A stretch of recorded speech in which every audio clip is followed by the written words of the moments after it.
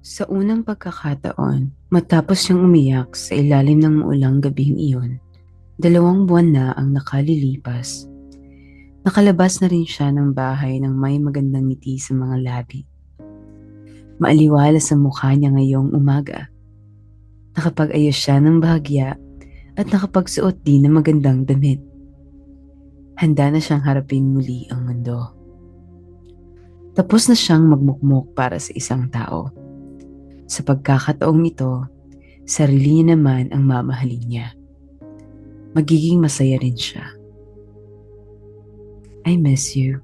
Pwede ba tayong magkita? Tahimik niyang ibinaba ang cellphone pagkabasa sa text ng dating kasintahan. Bibigay na naman niyang marupok na yan.